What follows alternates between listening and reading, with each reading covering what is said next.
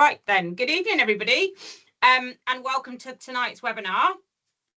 Tonight we've got Alex Crawley, who is hopefully going to give things or perspective in a little bit of a different light, I guess, is what I'm thinking or hoping. Alex is a new entrant into farming with his title tonight of "You Can't Be Green If You're in the Red." As mentioned, he's a first generation farmer, and he's built a profitable nature focused beef business which doesn't have any subsidy or a farm, and throughout that I think he's been experiencing the good, the bad and the ugly. So a bit of background on Alex. So to get into farming, he has looked at technology and innovation to get started. His background was in military, and so he's used that to develop basically a grazing business, which he'll talk a little bit more about, to focus on biodiversity through extensive grazing, harnessing the use of technology and partnerships with other people. Back in 2023, I think it was, he won the British Farming New Entrants category and now has various partnerships, which he'll allude to, I'm sure, in a little bit later, but that's covering, or was covering, 450 acres. It might be more now. He's passionate about agriculture and delivering environmental benefits and food at scale. And so in 2025, he was awarded an Nuffield Scholar to look at new models, technologies to make it all possible. And so I'll hand over to you, Alex, to tell us more about what you've learned and where you've been. And if anyone has got questions, are you happy to take questions as we go through, Alex, or would you prefer we wait for questions at the end? Yeah, happy to do it as we go. Okay, so if anyone discussion, yeah, if anyone's got questions, either use the raise a hand function or write it in the chat, and I'll ask you to ask away. All right, over to you, Alex. Thank you. Thank you. Evening all. Thank you for turning up and giving up on Wednesday night to hear me chat on for a bit. Looking forward to more of a discussion with this as we go. I said I'm a new entrant. I'm the new boy here. I can only talk about how I've seen it from the outside. There's a lot of very experienced farmers here. I'm definitely not here to tell you how you should or could be doing your business. I'm just here to talk about my experience, and hopefully there's something that you might pick up from it, from looking at it from a different angle, that could be of use to you guys. But I'm very keen through the discussion to learn from everyone here as well, because there are many, many more years of experience on this call than I've got. So yeah, the first part, if you can all see that, is we all know this, but 20 years ago, I don't think many of us were being asked to focus on much more than food security, and profitability was sort of there, but we had subsidies to sort of manage that. And now when I look at what farming's being asked to do, it's manage all those things, and it seems to have really changed all the different pressures that everyone's under. And just bear that in mind as we sort of go through what opportunities might come from that as well. And it's some of the things I've seen as I go through on the Nuffield Scholarship. But I want to put that in a context. So I'm a bit boring, but I love graphs and data and stats.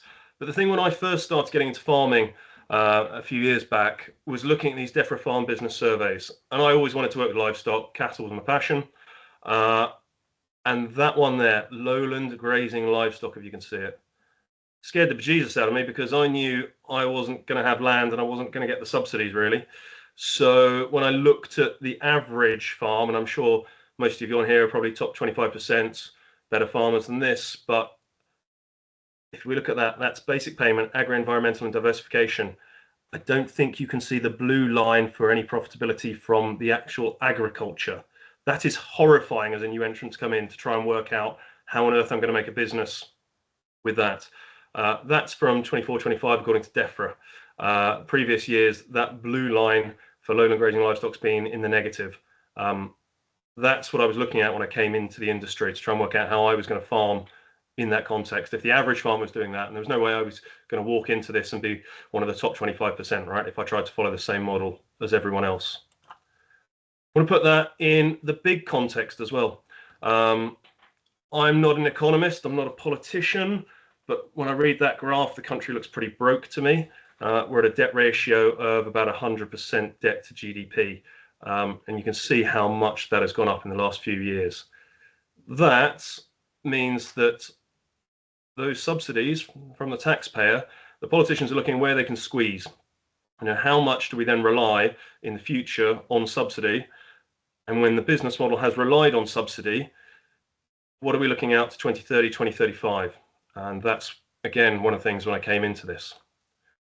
So again, happy to question the maths on this. Again, I'm not a mathematician or economist, but by my rough calculation, this is the England budget. Anyway, 2.4 billion, and it stayed the same over the last 5 years. I'm sure you'll have all read in Farmers Guardian or Farmers Weekly. Right? With inflation cutting away at that, that's basically a cut of $1 billion. Right? It's about 1.34 billion.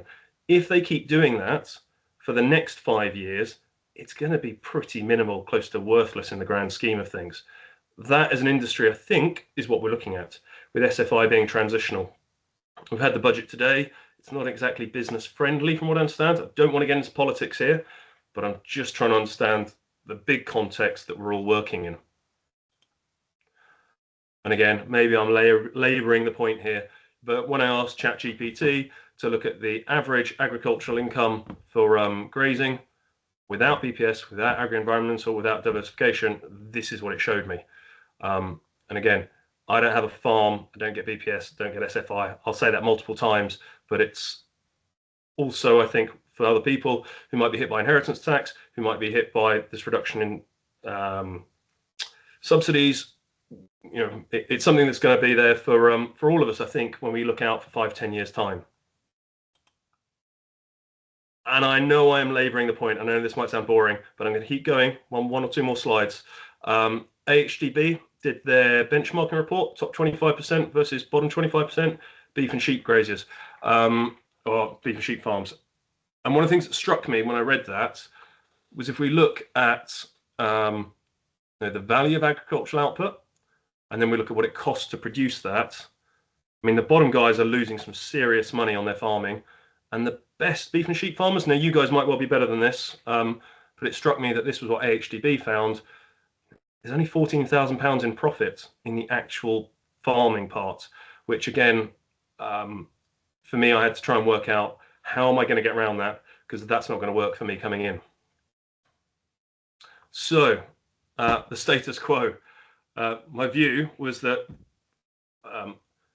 it's changing around us, whether we like it or not. But I might sound really negative. I'm not actually. I'm really positive, because with the changes, with the disruption comes opportunities, comes chances to change things up, chances hopefully for good businesses to expand. So I think there's real opportunity in that change. It's just the way we embrace it. But I do think we will need to change. We're going to have to find different things to approach. And I'm laboring this point because I'm going to start talking about tech and other approaches. But I come from the basis of staying the same, for me, wasn't going to work. And I don't know if for other people it will, based on the figures I'm seeing. But I'm positive about it, right? I am genuinely positive. I think there are good opportunities in here for us. So if I explain a little bit about what we do, and I bet you there's plenty of people on this call who probably produce more beef in one day than we do in a whole year. So again, I know I'm not the best beef producer, but we have a model, and there are things hopefully that you guys might be able to take from it. So 2021 set up grazing management as our own business. It's going to farming as a contract conservation business. So, and this point will get laboured again, but no subsidies, 8 acres of grass to begin with, mainly focused on delivering on those contracts. Now, remember on that first slide, it had all the different pressures we're under to deliver as farmers. I see that as a positive, because I see potentials to earn money for our farming businesses in there alongside food, be that helping flood prevention, be that helping biodiversity, be that fire breaks in the future, which we can talk about from some of the Nuffield work I've been doing. There's a whole world of work that we can do to create extra value alongside the food we produce. And that's where we make a good chunk of our income. We also diversify with seed. We do a mixture of finished animals to abattoir, as well as direct sales. We've done corporate events as well, showcasing how we rear the animals, the work they do, and then eating the food. So again, engaging with the average punter to be able to enjoy really good beef. I said, the key part to take away from that is no subsidy, and it's a contract business where we get paid to graze. We don't pay people to graze their land, they pay us to graze their land. So what that looks like currently is we've got about, as you can see here, a number of sort of corporates that we work with, quite a few private landowners that we work with. And again, we have had to take on, and this is why the technology for us is important, but I think it's relevant for other people to expand your businesses, taking on more land. That's going to mean moving further away. So we're an extreme version of that, 25 sites covering 500 acres across 1,400 square miles, from north to south, east to west, to get across it all. So we've had to rely on technologies and different approaches to make that work so we could expand and scale our business from the 8 acres we started with. So little map there to show you some of it. So we're based down in the Wye Valley, not far from Monmouth with the flooding recently, between Monmouth and Shepstow, if you know that part of the world. And, we've got a site about 2 hours north where we've done a bit of work, some stuff about an hour to the east. A lot of the sites are half an hour east-west.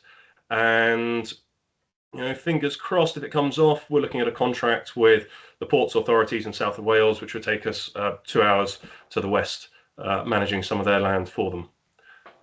So to manage that with livestock all over the place, we've had to come up with some different ways of doing it.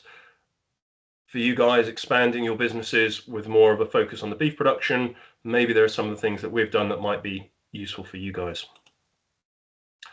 But just to show you sort of how it works for us, we're not a big business, but it's growing. So without any subsidy, I'll keep banging on about it. This is roughly where our income breaks down. I don't think it's that different actually when I look to the model of those DEFRA farm business surveys though.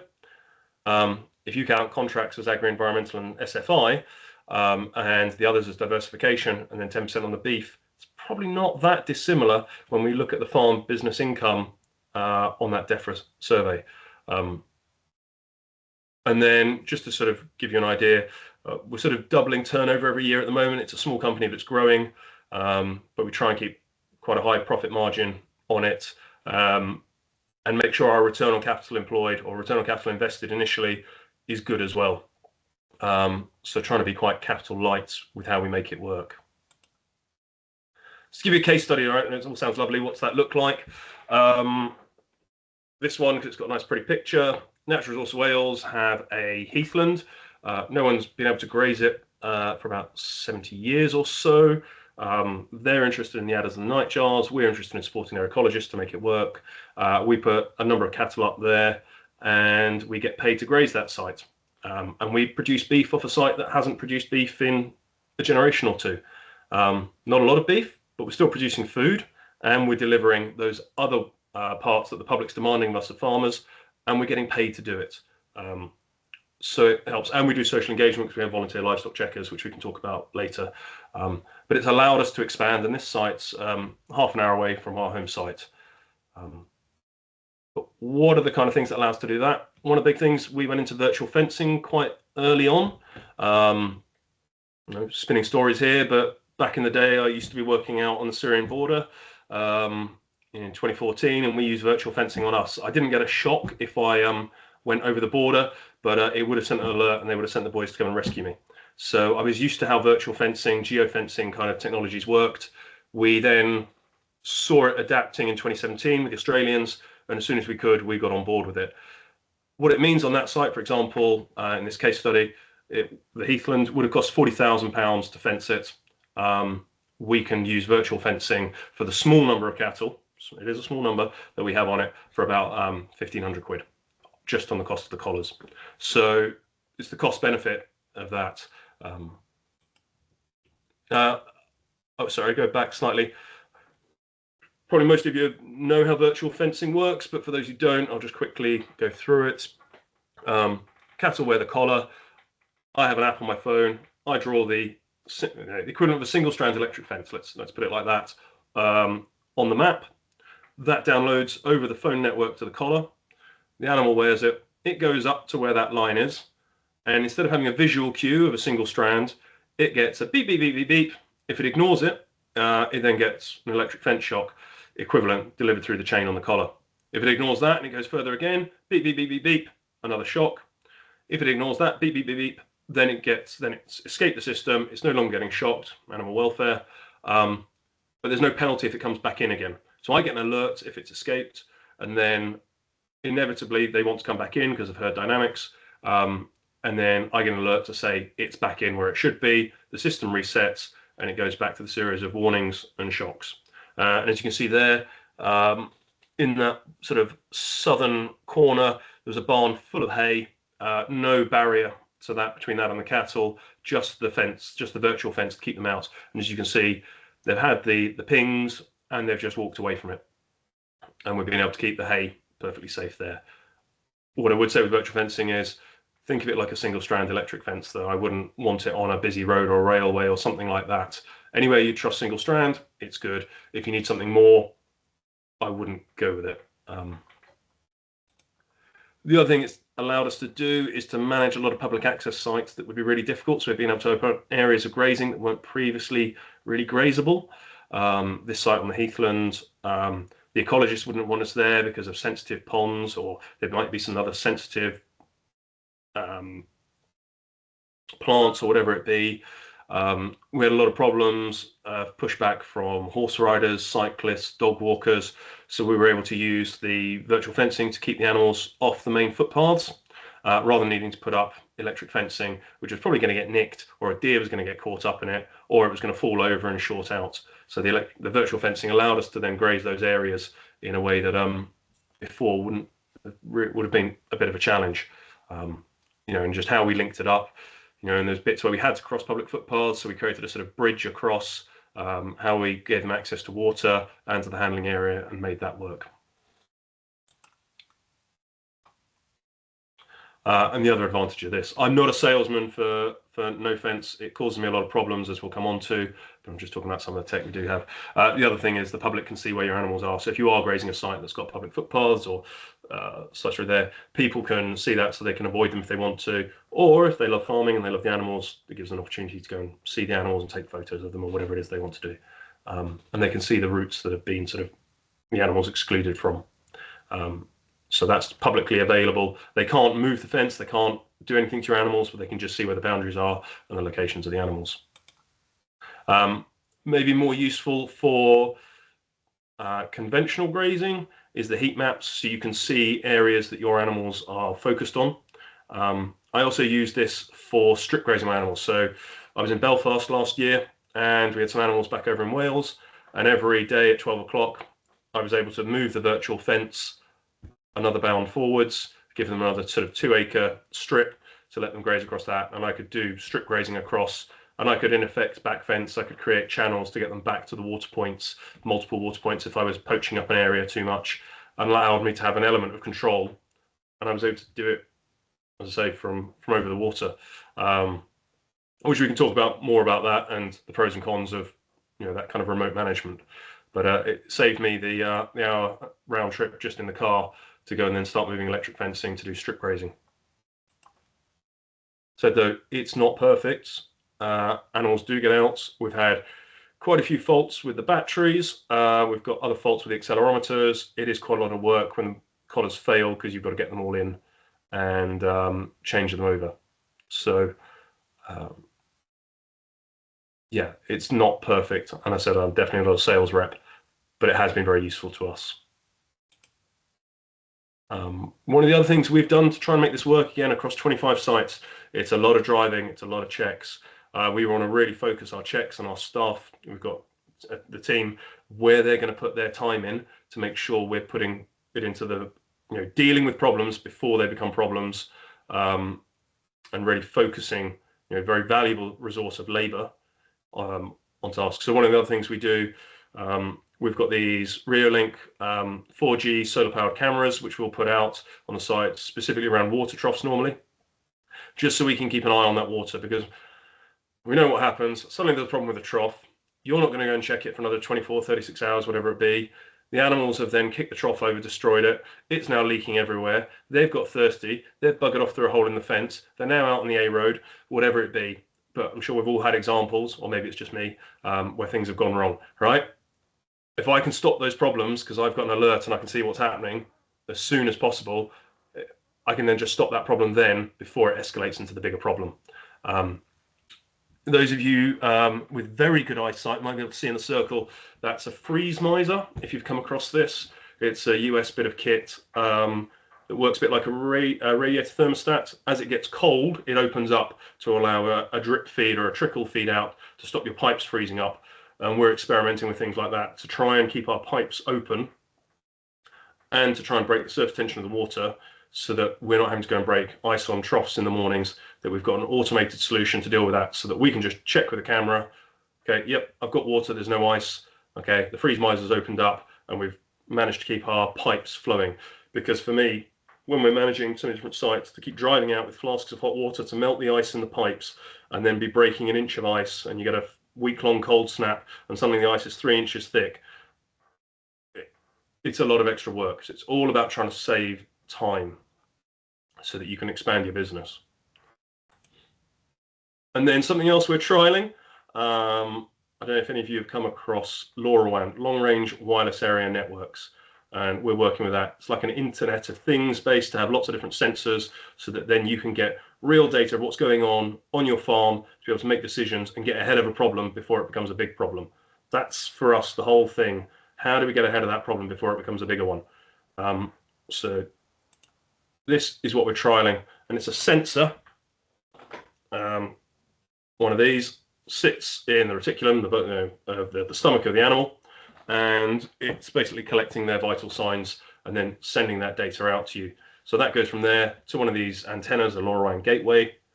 Then it goes over to basically like your home Wi-Fi, a 4G router, sends that data to the cloud, algorithm runs through it, all the rest of it. The important bit of all of that is basically you get an alert to your phone to say animal number 73 hasn't drunk water in the last 24 hours and we would have expected it to.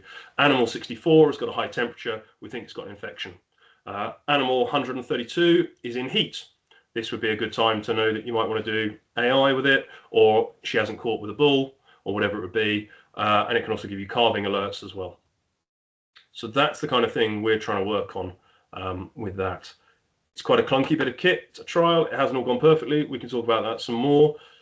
But for us, it's how can we get better animal welfare further away from home, reduce our labour. That's the holy grail we're aiming for, so we can have a more profitable business. Again, you'll notice I'm not talking about yield.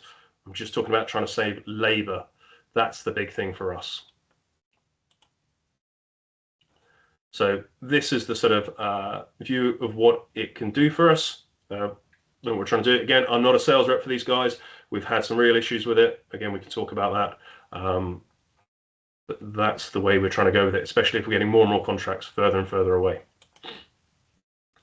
So that all sounds great, doesn't it, Alex? Lovely. Yeah, but how does it stack up? What does that look like in terms of actual cash money? Because we can all spend money on fancy whizzy kit, but it has to stack up at the bottom line. So the way I look at this is we were very lucky that someone said we could grace this land. It's about 30-minute drive away, 13 miles away, right? If I'm paying £20 an hour and 45 pence a mile HMRC rate, that's £41.70 a check every time I want to go over there. And that's just to have half an hour on the ground to look at the animals. Because by the time I parked at the yard, walked to the field they're in and got back, I'll probably be lucky to do that in half an hour. I maybe need to be a bit faster walking. The way I calculate that is if I've got 50 animals on there, just grass, no supplementary, you know, again, I'm not a great beef farmer. I don't even hit 0.8 on my daily live weight gains, but I mean, it's a average to low rates, right, for just on grass, especially if it's not great grass. So you've got 1,200 kilograms of live weight, which I reckon at £6.30, if you've got a 55% kill out rate, it's about £4,158 for dead weight you're getting per month on those 50 animals. Your daily checks on that, it's going to be 1,251 quid. That's 30% of your total revenue on the beef is gone just on the driving and your time, if you value your time. So the way I look at it, the cost of kit, and it's different for different farms. I'm just trying to bring out some numbers as points of discussion. No fence, if we depreciate a collar over 5 years, because that's what the warranty on them is, and your subscription of £35 a year, £7 per animal per month for your single-strand electric fencing. But more importantly, the monitoring. So every morning you wake up, you see my animals haven't escaped, they're all where they should be. They have escaped, you can track them through the GPS, so you can go and get hold of them before they get on that A road. And also it's got data that'll tell you their movement patterns as well. So if you see an animal's looking poorly, you can either look back over the data and say, yeah, it's been poorly for a couple of days, or you spot in the data that there's something moving a bit less. So when you do your checks, you can focus in on that animal rather than just looking at a herd of 50. Ear tag number 37, that's the one you need to have a really good look at today. It's trying to get ahead of those problems by using the data to help you with it. Those boluses, you can see there, they last for 6 years. So I work out that's about £1.25 per animal per month to get that level of data. If that helps you get ahead of an animal with an infection so you can get on top of it before it dies, does it give you a good return on investment? It depends on your system. And for you guys who are breeding, then it might be more useful with the in-heats and the calving detection as well. What I haven't included there is the cost of the gateways, which you would need to have. That'll be different for some of you that have got fixed infrastructure where you can do it. We don't have that. We're sort of itinerant graziers, so we have to have mobile kit to move around with it, which is a different cost. And then those cameras that I was talking about, I reckon if I depreciate them over 5 years and my data sim cost is 16 quid a month to do that. So on this basic analogy, those 50 animals, all that kit's 428 quid a month, put against the cost of the checks at 1250. Could you reduce your checks, and instead of doing once every 24 hours, do it once every 48 hours? If you've got that data, the saving would be 200 quid a month, 2,400 quid a year on that one site. You've got 4 sites, you've saved yourself 10 grand. As an idea, I'm sure there'll be plenty of challenge about that, but I'm just trying to bring out the numbers to tease out the discussion here. Doesn't always go right. You're always going to have those problems that the data isn't going to pick up. You still need a pair of human eyeballs on the ground to look at stuff. I'm not trying to take the stock person and the skills out of this. I'm just trying to find a way to make it more efficient. But one of the other things I wanted to talk about with this, because I've laboured the point about the status quo as, from the world's view of Alex. The other point I'm going to labour slightly here is about tech, and this comes into what I've seen from my Nuffield travels. And indulge me on this, but it's 1998, and you want to send a photo of your cattle to your friend in New Zealand. You go down to the shops, you buy yourself a roll of wet film, you then go and get your camera, you take your 24 snaps of your cows, you then toddle back to the chemists, you ask them to get it developed. A week later, you go back and collect those photos. You then go and buy an envelope. You then go and buy a stamp. You then put your photo in there. You then find a post box. You send it. 2 weeks later, your friend in New Zealand gets the photo of your cattle. They want to send you their photo back. Guess what? It's another 3 weeks minimum to make that happen. And now we just take it for granted, don't we? Since 2012, we've been able to just send someone a photo on WhatsApp and they'll send one back in seconds. Right? In the course of a decade, pretty much, it just changed in a way that I don't think I could have imagined as a teenager. I'm seeing that beginning to happen, I think, from what I'm seeing in New Zealand and Australia. Are we going to see the same sort of monumental shift happening in ag with some of the things that are coming there? And the other question is, are we going to have to shift like that? Because going back to that point I made earlier about the profitability and the taxpayer support for what we do changing, do we have any choice? Again, I'm really interested to hear the discussion and the questions that might come out of this. So while I was over in New Zealand and Australia, I saw some interesting bits of kit. So the first one was Halter. I don't know if you guys have heard of it.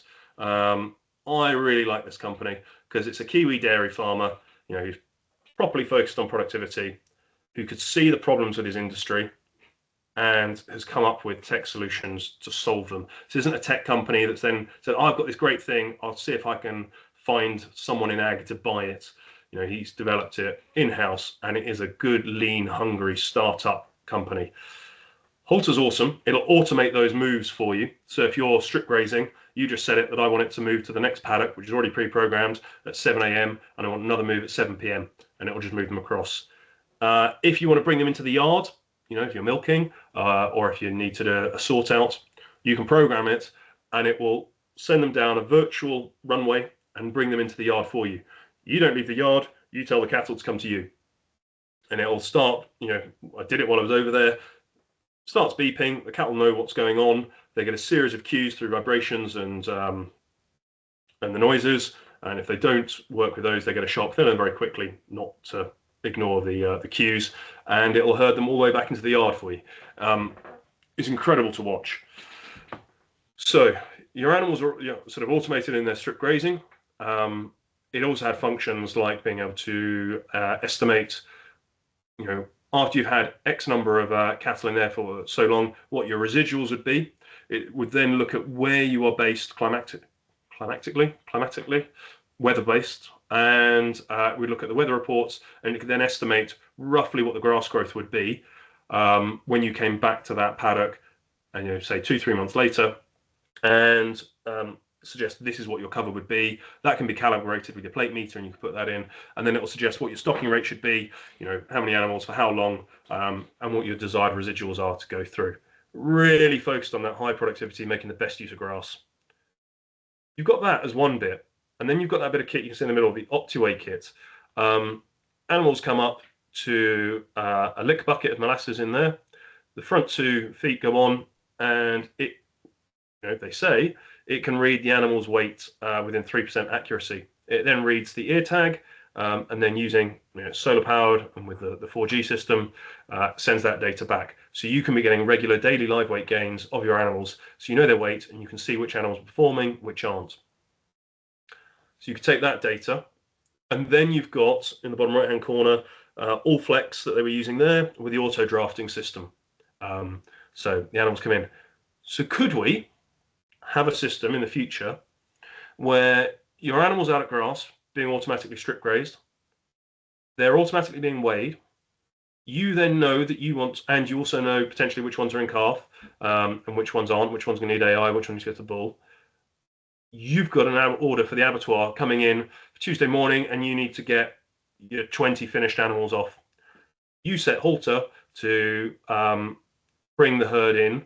From OptiWay, you know which ones are at weight. You get all flex then to auto draft them off. And Tuesday morning, you get out, and there are your 20 animals that are the ones you've already picked for weight, automatically ready for you in the pen, ready to go to the abattoir.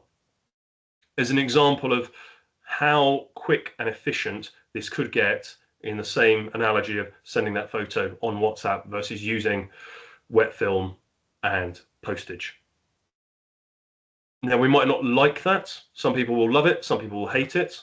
And I'm not trying to take the stock person out of it, because I still think you need a human eyeball in the system somewhere. But how do you make that person, who's the expensive bit potentially, or the rare bit, because we all say we struggle to find good labor, and make the most of that rare resource, which is a good stock person, and really make them efficient, and use them as you expand your business across more and more sites, which means you're probably going to have to go further and further away. So their time becomes even more valuable, and it's how to make that work. I can't run the finances on this part for you.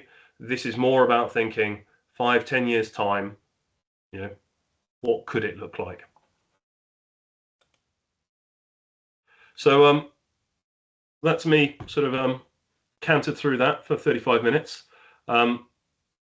There's plenty of other stuff that I've been very privileged to have a look at through Nuffield, looking at microbiome, looking at other payments for ecosystem services and other business models. Lots of different things we could talk about, but I thought I'd just start with that for now. So over to you guys if there's any questions. Thanks, Alex. Do you want to just stop sharing your screen, and then everyone will come bigger that's got their cameras on then?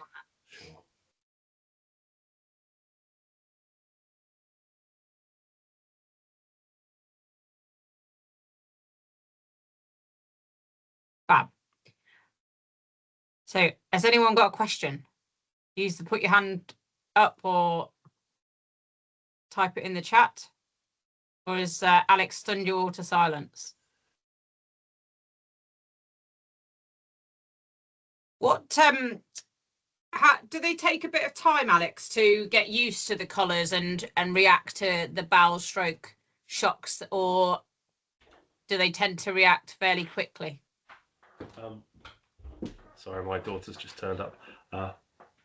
You all right, Bash? Sorry, she's been off ill today. You all right? Sorry, I'm just in the middle of something. You all right? What's wrong? I don't like being on my own. Can you just wait on the sofa for me? Sorry. Okay, sorry. Bless her. So yeah, how long does it take them to learn it? Yeah.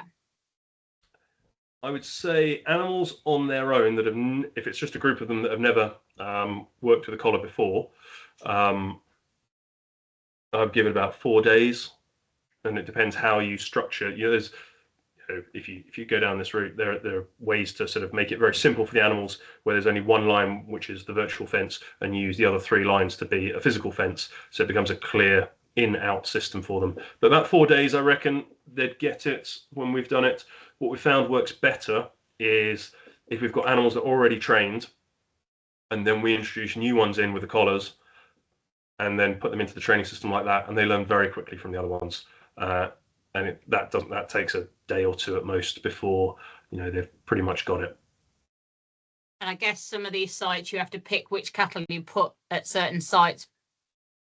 Oh, yes. Which ones you can trust to be, especially at the further away sites. Yeah, completely.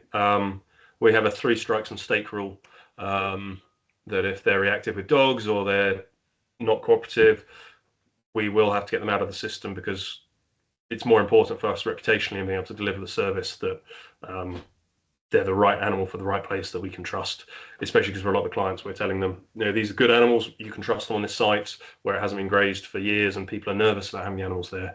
So we have to make sure they're the right ones, yeah. Okay. Paul's got a question. What about cattle temperament? Do they get harder to handle with minimum human contact? With our system, we're still out checking them. We're not just leaving them on a hillside, I suppose. The other thing we have for us is we're having to move them quite regularly, so they will be handled relatively regularly in our system, I suppose. So if you had a different system, that would be interesting to see. But for us, at least every 3 months, we're probably moving them onto 3 or 4 months, they'll get loaded up and trailer and moved onto a different site. So they are handled like that. Plus, then we need to handle them to change batteries or deal with no fence issues or re-ear tag or TB test. We have to do a lot of TB tests. We've got 3 CPHs, and we're across England and Wales. So yeah, it gets complicated.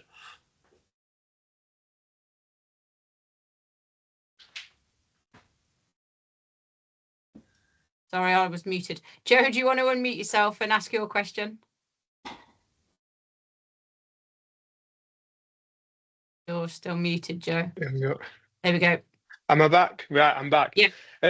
I like the idea of those boluses. For our system, I don't like the idea of them being 90 quid, because we're only normally keeping cattle for 90, 150 days, something like that. So a bit more of a question to Katie, really. If we put boluses in, would we be able to get them back from the abattoir at ABP and reuse them? I'd need to. I've been in the abattoir.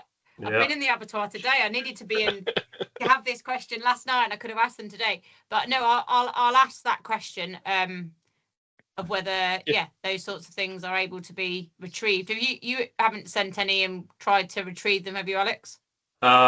I stupidly forgot to ask our abattoir beforehand, and asking them 4 days later was a bit late. But the next batch that go off, I will be asking them, to get them back. The only thing is, those boluses that will be in those animals are boluses that have failed. It's not a perfect system, but the company we're working with want them back anyway, so they can have a look at them. So we're going to see that, because that's the bit I've been trying to work out, is if you spend the money on them, can you make sure you get them back at the end? And the bit I'm trying to work out is, if you're doing where in the chain, if you're selling a weaned calf, well, then you don't want to put the money in, because then the person who might be taking them on the stores, or the person finishing, are they going to pay you for the value of that? But I can see if you're the finisher and you can get them back and you're working with a big abattoir, maybe there's something in there where it can at least work for that last bit of the the last 3 months or so could work quite nicely if you're not the person taking them through from sort of weaned calf through to finishing. Yes, that's an interesting idea. I like that. There's might be a way of doing it for finishers at least. Have you seen the ear tag? That they're not probably doing exactly the same thing, but they're doing quite a lot of what you mentioned. Have you seen? There's various. I think there's a couple of different companies that have got the ear tag version. Have you had any experience of those, Alex? So I've looked at the Cow Manager one in the UK, and I spent a bit of time with Smart Paddock, which is an Aussie version of it. The thing for me was it didn't give me water intake, which is one of the things I really wanted. And also I wanted infection. So I wanted that internal temperature. Because for me, I wanted, I'm not saying I'm a great stock person, but I think I can go to field and I can, once I've started seeing the clinical signs of an infection, it means that animal's probably had an infection for a few days that have built up until it gets to the point where I see it. What I want is a system that lets me know the animal's got an infection before the animal even realizes it's infected, that its internal body temperature spiked, but before we start seeing any of the clinical signs that come off of that. So it was that and the water that I wanted, which is why I've gone internal. But internal comes with quite a few challenges. So LoRaWAN can go 5, 10. I was working with a guy in Kenya who had it on helicopters now, who are picking out 120k away. Sadly, turns out cows are pretty chunky thing, and that cuts it down the range on that to about 500 meters. So that's one of the issues sort of we need to work around with it. But yeah, I actually think having that linked to a collar via Bluetooth to then get it out would be probably the optimal solution. Or if the ear tags can get you a better internal temperature monitoring, or you've got another way of looking at water intake. Also, our cattle are always losing ear tags. I don't know about anyone else on the call, but it's bane of my life having to keep re-ear tagging cattle. Maybe it's worse for us because of the terrain we're in, but yeah. Yeah, no, I think the tags, because obviously they've got to be quite heavy to have the chips in to be able to do all of that data, and I think that was also a problem of them losing them easier as well. Claire, do you want to ask your question? Oh, you're still muted, Claire.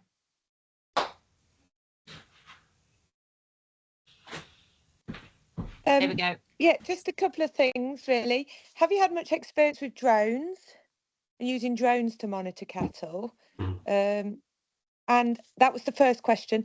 And my second question was, I'm just throwing it out there. I'm not saying there is any technology there, but we have a problem with lungworm. Is there any monitoring? I struggle obviously to send poo samples in. You see the clinical signs.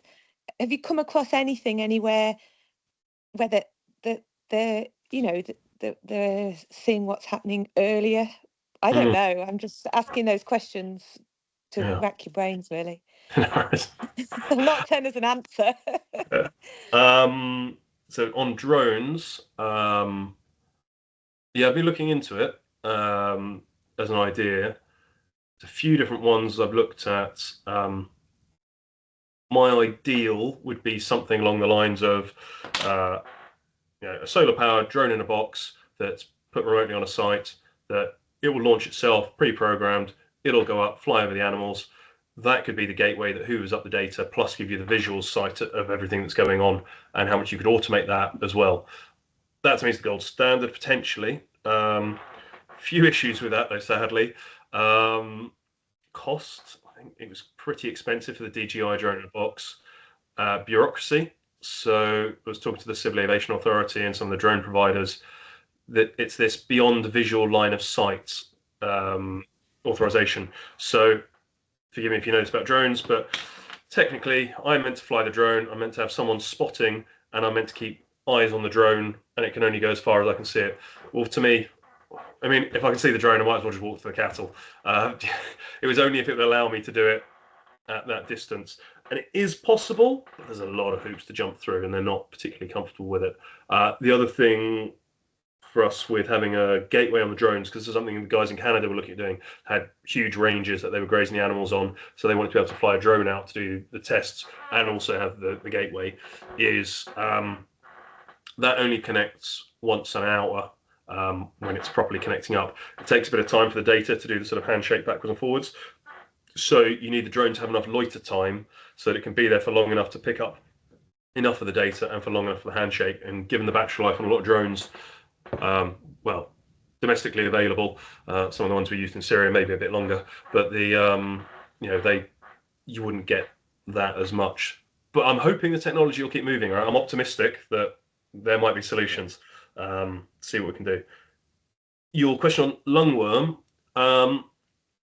No, not that I've seen, but I do think there would be something interesting in using the data about the individual animals' movements and comparing it to the rest of the herd. And if you can see an individual that's moving a lot less, maybe that's when you focus your fecal egg counts on that animal, because you know something started in one animal before it spreads potentially to the rest, and you try and nip that problem in the bud early. It would be the only thing I would think about how to use it. We had it, for example, with an animal that we looked over the gate and we could see that it was tender on a hoof, but I checked it a couple of days for the 2 days previous. They'd all been lying down chewing the cud. They looked fine. I didn't want to disturb them. And then we looked over the data and we could see that actually for the last 2 days, it'd been moving a third less than the others. This was a problem that wasn't going away on its own. It hadn't just rolled it. So then it was okay. Yeah. Now we'll spend the time and labor to get it in as soon as possible, because we want to nip that infection in the bud before it gets worse in the animal. Yeah. Taking that principle, could that apply if you're seeing an animal, or with the opposite way, right? If you're seeing, why is that one losing its daily live weight gain so much quicker than the others? Is there something to investigate there? But no, nothing specifically for lungworm. Not yet. Thank you. Thank you. Okay, thank you. Rob's asked, do the collars work on calves? We put them onto animals at 6 months, which is a bit young. What you can do is put the goat and sheep collars onto calves if you're worried about the weight, and use that for them. And you can get extender chains for calves if they've got bigger necks than because the goat ones and sheep ones aren't that long a chain. Yes, the calves do. Well, I said at 6 months they do sort of get it. I suppose it depends on your system, right? Because they will tend to stay with the cow, obviously, but we did find that they started pissing off to the other side of the field while the cows were on a collar and the calves weren't, and then the cows were bellowing for their calves. The cows would respect the system as long as the calves eventually came back. So at that point we started, once we saw the calves moving away from being the close orbit of the cow, that's when we put the collars on. We went straight to the adult collars for the calves, but if you're concerned about that, one of the options is to have those sort of goat and sheep collars, which are smaller, but would do the same thing. And the goat and sheep collars, we found them more reliable so far. Most of the problems we've had have been with the cattle collars. That's interesting. I wonder why, because I guess the technology is the same with both of them. I think one of the things I think is the cattle collars seem to get smashed up a bit more, and also they can end up dunking them in the trough, trailing them through the wet grass a bit more, so you get more moisture, more humidity in with the battery chamber. And what we're seeing is the battery terminals at the top wearing out. I don't know if that's linked to the humidity in there, but it does seem to have an impact on it. So whereas the goat collars, for us anyway, the goats never really go near the water, so they're not getting dunked in the water, so they're not getting that kind of thing. They're not getting knocked about quite as much. Seems to keep them out of the wet grass because they're not grazing through long wet grass in the same way they browse. But then again, we haven't been doing the goat collars for as long, and we don't have as many of them, so it's not as fair a comparative test given the amount of time and number of collars we've got with the cattle. Yeah, okay. Terence has asked, how long do the boluses last for? Well, they say 6 years for these ones, and then we've got these smaller ones which we've been given for a trial, which are for calves or for small ruminants, and those ones are going to be 2 years. So in my head, there might be something where you might be able to put that in your calf. That would get you through to 2 years, and then when she's an adult cow, if you're a suckler herd, that gets you another 6 years. So, do you get 8.5 years from when you put that in, a 6-month-old potentially? But the problem we've had is components are broken in these, so we're getting another batch of them to replace the ones that haven't. So again, it's not perfect. It is new tech, right? And things go wrong. But 6 years. The problem is it's designed for dairy cattle. So, and it's designed that, it goes into a 350. In my head, it's sort of, 350 kilogram heifer going through first lactation or whatever. She gets one of those in. It'll see her through her 6 years. Another 6 years of lactations, and then she's culled out. And that's how they've designed it. It's not been designed for a beef suckler system or a beef system to go through where you've got multiple animals moving between different farms in that system. So we're talking with Mooncyst, because we're doing some trials with Reading University on this, or hopefully will be, to see if they could maybe adapt it to produce a beef model that might be cheaper, so it could be passed down the chain, or extend the life on it, or produce a smaller one, so you do it for 5 years, and then you might put it in for another 5 years if you're going to keep a suckler cow for 10 years. We're looking to see where it goes. It's new tech, so it's always evolving. Okay, thank you. Rob, do you want to unmute yourself to? Evening. Do you have any issues with the batteries? Like mobile phone batteries bloody flare up. So is that going to be a welfare problem? Can you see that at all, or? On the internal boluses? Yeah. Well, yeah. So my understanding from speaking to the guys with these is that it's a very small amount of lithium. The thing with the LoRaWAN systems is they're meant to be really low power. So it's just a tiny bit of... my assistant here helping me. It's meant to be a very small amount of power to send a very small data packet. It's fundamentally all it's reading, in effect, is temperature and an accelerometer. So it needs very little power to do that and then ping it out. So as far as I'm aware, that's less of a risk. But I can't promise you that. I haven't made it. I'm just having a go at trying it for our system. Yeah. And to you, Katie, then ABP and all, they've got no issues with that being inside an animal.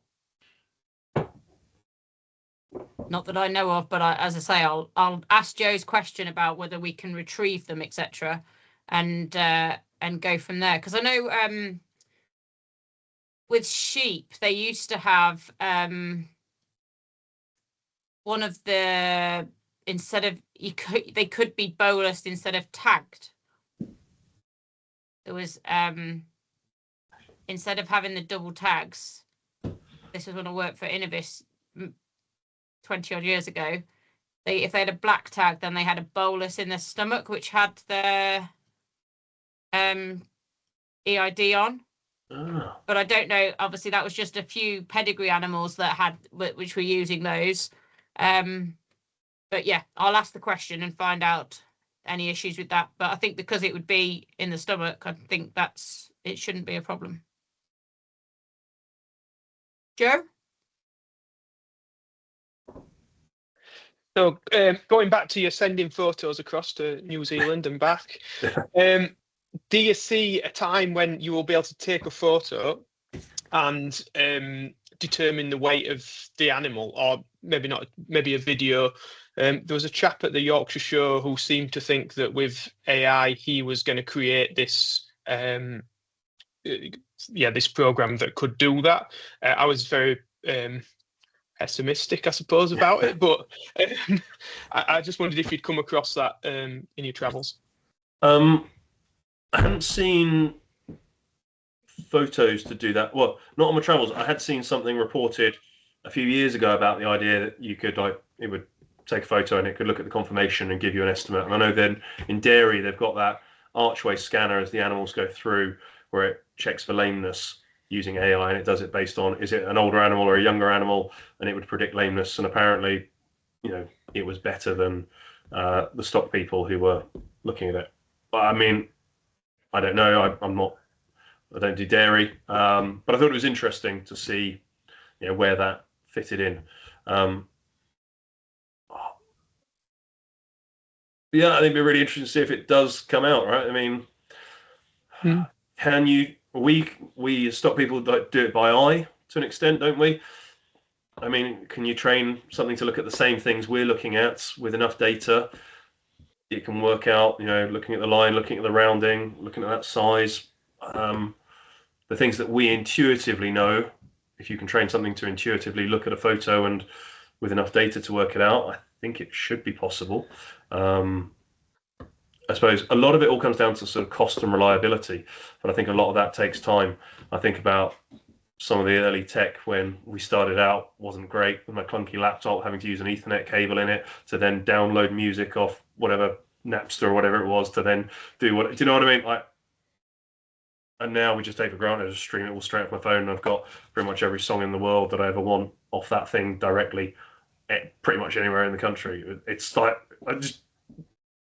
so I'm just trying to think 10 years ahead, what is the equivalent of me and my Walkman versus me and this thing? What does that mean for us as farmers, potentially? And whether we like it or not, if that's happening, how are we going to work with those changes?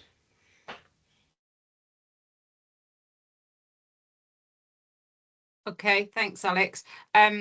Paul has mentioned it when scrapie genotyping was used, they were chipped. It might have been the scrapie genotype that was in the bolus that was in some of the sheep that I was working with. But yeah, as I say, that was quite a while ago. I've seen a lot of things have happened since then. And when you mentioned about Walkman or whatever, I sometimes say to my kids that about how TVs used to be big boxes, and they look at me as if I'm an alien or as if like, well, when were you born, mummy? And you just think, well, I used to think like that to other people, thinking, what that happened? And I remember my uncle, I had one of the first mobile phones that had in his car, he had this big box that was he put near the gear stick, and then it had this massive phone that wasn't, I think it still had a cable on it, but that was supposedly a mobile phone because you took it in the car with you. And yeah, you think how things have moved on in sort of 25 years. It's just crazy how quickly things have. So who knows where we'll be in another 5 years, not alone another 10 years. We have got a webinar on I think it's the 11th of December, the one that's going to be on a Thursday night with Agritech. And they'll be letting us know, I guess, of some technologies which are being trialed on various things around the country. So that might be something else that you want to listen out for. We've got one on minerals next week. So those are the next ones coming up. So thank you very much, though, for your time this evening. And thanks again, Alex, for sharing your experience. I think it's brilliant that from you being on a battlefield in Syria, you've decided to come back to agriculture and use those thoughts and technology to get yourself into agriculture, to develop a really successful model to move things forward. So I think thank you for sharing your thoughts and knowledge on that for everybody else. I'd love to see no fence in action, and actually, people tell me they can't do electric fencing because cattle won't listen to it and they'll get out. So I think some of those guys would be blown away with the thoughts of, what do you mean there's no fence there and you just set it on your phone? I think it's just brilliant that these things are available to be able to utilize and graze some of those areas which haven't been grazed for such a long time. So thanks for stimulating thought, and I hope you have a nice rest of your evening, what's left of it, everybody, and thanks for listening. Thanks. Cheers, guys. Cheers, guys. Thank you. Bye. Bye-bye. Thank you.